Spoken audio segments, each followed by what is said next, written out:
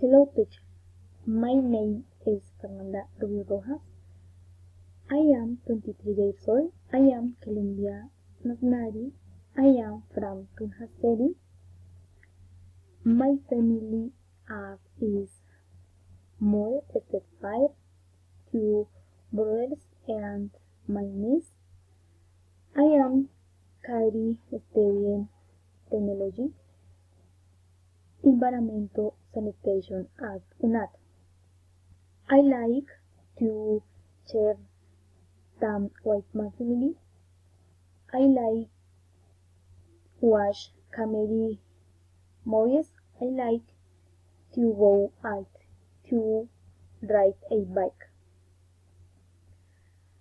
I not like to wake up early. I do not like fried chicken. I do not like sweet fruits. A day ago I was in a town called Candelaria. It belongs to the department of Boyacá. It was very sunny.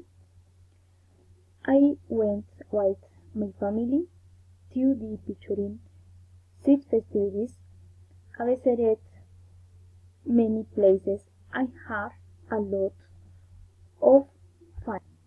My plans for the future, I want to go to San Andres for 4 days of vacation with my boyfriend to not many places and have